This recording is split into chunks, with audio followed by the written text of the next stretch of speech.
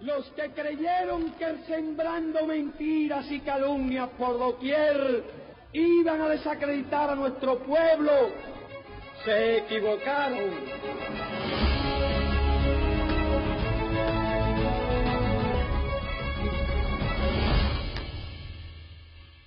La estrategia de asfixia económica del gobierno de Estados Unidos contra Cuba para provocar hambre, desesperación y el derrocamiento de la revolución cubana sigue siendo interés de la política exterior del gobierno estadounidense.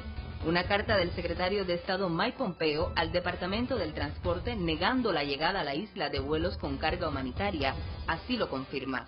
Una política de gobierno que impacta directamente en la vida de los cubanos. Él era un niño muy sociable, que le gustaban mucho las fiestas, salía, incluso salía con sus amistades, paseaba en lugares recreativos y de un momento a otro se sintió mal, que le dolía una pierna. Brian Gómez Santiesteban es un cubano de 17 años que padece osteosarcoma, un tumor óseo maligno muy poco común que afecta principalmente a niños y adolescentes. De no existir el bloqueo impuesto por Estados Unidos, el joven tendría prótesis internas extensibles sin ser sometido a cirugías frecuentes. Su historia es una muestra de los incalculables daños provocados por las restricciones estadounidenses a la familia cubana durante los últimos 58 años.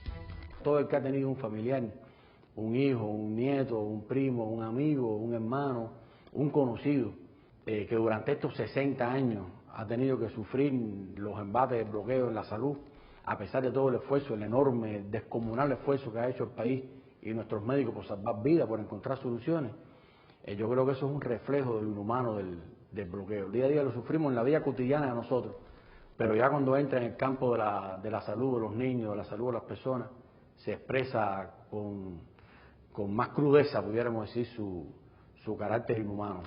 La aplicación de sanciones sin precedentes y con incremento exponencial en el tiempo marcó la estrategia del recrudecimiento del bloqueo de Estados Unidos contra Cuba durante los 4 años de gestión del presidente Donald Trump. Mi gobierno recientemente anunció que no levantaría las sanciones contra el gobierno cubano hasta que haya reformas fundamentales. El estreno de la política de Trump hacia Cuba tuvo lugar en Miami, la capital histórica de la contrarrevolución en Estados Unidos, cuando derogó la directiva presidencial de Barack Obama que calificaba al bloqueo como una carga obsoleta para el pueblo cubano.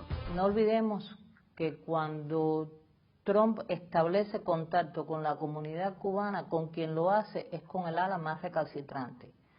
Trump va oficialmente, según ha trascendido, establece contactos con ellos a mediados de los años 90. Y con quien primero se reúne es con la Brigada 2506. Se reúne además con la Fundación Cubano-Americana y se reúne además con Hermanos al Rescate. Esa es la gente que le da la bienvenida a Trump a la llamada comunidad cubano-americana en los Estados Unidos. ¿Y cuáles son los intereses de esos grupos con relación a Cuba? Estamos hablando básicamente de la gente que está abogando, que ha pedido durante 60 años el cambio de régimen. La activación del título 3 de la ley Helms-Burton y restricciones en la mayoría de los renglones del desarrollo de la sociedad supuso para Cuba pérdidas superiores a los $5.000 millones en un año. Es correcto el término sobrevivir, porque en una situación de este tipo, casi que sobrevivir es un milagro. Y yo creo que nosotros hemos tenido la capacidad de hacer más que eso. No solamente Cuba ha estado en capacidad o ha logrado sobrevivir, sino que también incluso hemos logrado desarrollarnos.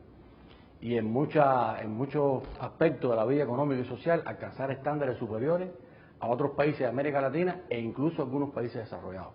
Pero también está la limitación dada por esa política de intimidación, de agresión, de coerción que tienen los norteamericanos con el uso de estos instrumentos en el comercio, que disuade a muchos empresarios a comerciar con Cuba, porque aplican sistemas de sanciones, incluso hasta cartas personales dirigidas, para evitar estas relaciones, ¿no?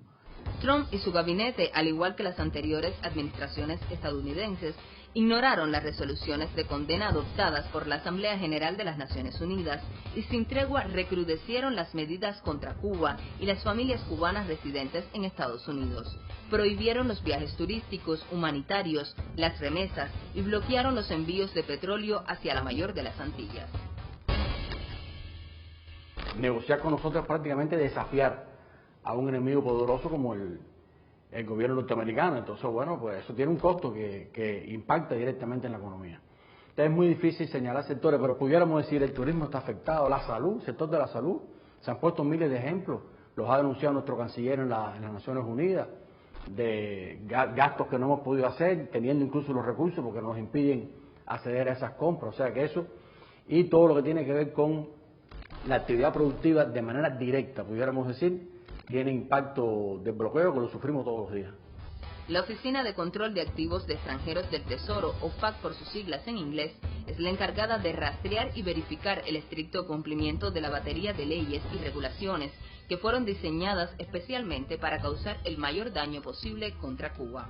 En el último año, la administración de Donald Trump impuso 90 medidas económicas coercitivas, con la sanción ilegal a 27 compañías, 54 embarcaciones y 3 individuos vinculados al sector comercial, además de penalizar a 2 entidades estadounidenses y de terceros países.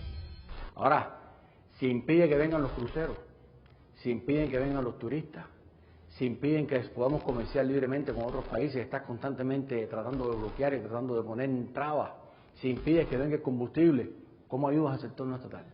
A lo que supuestamente se llama que el sector emprendedor, el sector que puede tener un despegue en el modelo económico, que nosotros partimos de la base que el modelo económico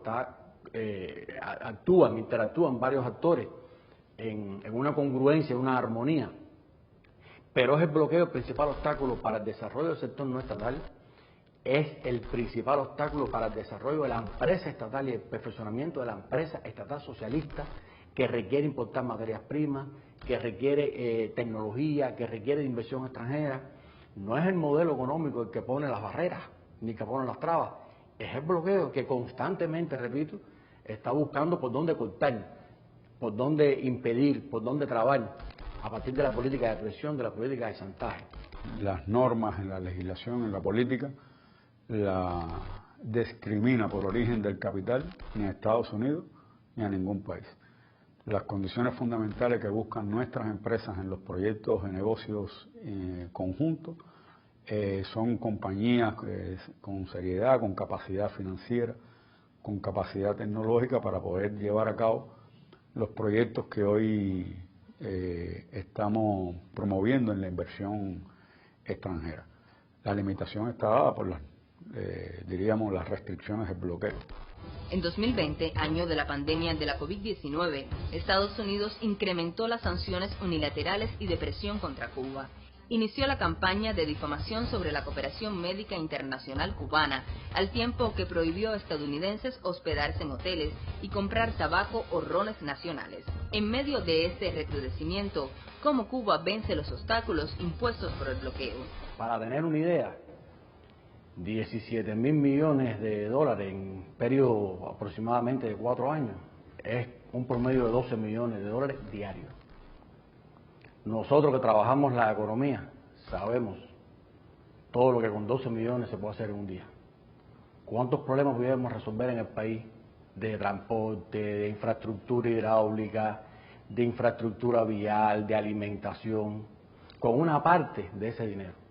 Estas acciones garantizarán que los dólares estadounidenses no financien al régimen cubano y vayan directamente al pueblo cubano. Una gran diferencia en realidad. ¿Cómo nos hemos enfrentado nosotros? Haciendo uso de las herramientas y la fortaleza que tiene el país. La planificación centralizada, que la hemos defendido, ubicando los recursos donde más falta hacen, protegiendo aquellas actividades de mayor impacto social, apoyando a los más vulnerables. Y yo diría que también con la disciplina del pueblo, con la comprensión y el apoyo de la población, de lo contrario no hubiese sido posible estar en el punto en que estamos. Y muy importante, tendría que resaltar en este nuevo contexto de la COVID-19 el aporte de la ciencia. Tanto en comercio como en negocios se han establecido lo que se denominan ventanillas únicas, cuyo propósito es agilizar hacer más transparente, reducir el tiempo de emisión de licencia y el tiempo de aprobación de los negocios y del comercio. En eso está trabajando el Ministerio de Comercio e Inversión y la inversión extranjera, y estamos seguros que va a tener un impacto importante en la promoción tanto del comercio como la inversión extranjera. Primeros ministros, personalidades, congresistas, senadores, movimientos de solidaridad, artistas, intelectuales y organismos internacionales repudian el ilegal bloqueo de Estados Unidos hacia Cuba. La derrota electoral de Donald Trump en los comicios del 3 de noviembre pasado presupone un reto para la venidera presidencia de Joe Biden. El cambio real, y pudiera haber sido parte del legado de Trump, es haber movilizado el Congreso para más leyes contra Cuba. Pero es que la ley Helms-Burton es tan abarcadora que no hace falta otra ley. El escenario ideal sería que se movilizara el Congreso y eliminara esa ley. Lo que pasa es que el tema Cuba no es prioridad para los congresistas, pero todo puede derogarse con una orden ejecutiva del próximo presidente de los Estados Unidos. El bloqueo significa un grave y acrecentado impedimento a las perspectivas de desarrollo de nuestro país, a la satisfacción de las necesidades perentorias de nuestro pueblo. Es una violación grave, flagrante y sistemática de los derechos humanos.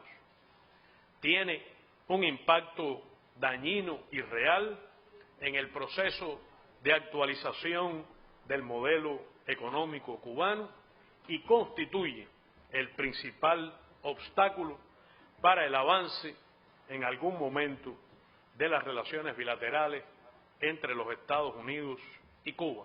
Ningún país tiene ese derecho de aplicar unilateralmente medidas de esa magnitud contra otro pueblo, un pueblo que para nada representa una amenaza para los Estados Unidos. Y cuando ves esos ejemplos, y ves un niño que se pudo salvar y no se salvó, ¿quién es el responsable de eso? ¿Cuánto cargo de conciencia podrá tener el gobierno norteamericano de eso? ¿Y cuánto sabrá el pueblo norteamericano de que eso pasa? Pues muchas veces también engañan a su propio pueblo, dando una visión de Cuba totalmente diferente a lo que somos. Yo creo que hay mucho todavía que hablar y que denunciar del bloqueo, y bueno, esa es parte de nuestro trabajo. Y nuestro trabajo va en esas dos direcciones: denunciar el bloqueo y a su vez trabajar para minimizar los impactos en nuestra economía y en nuestra población.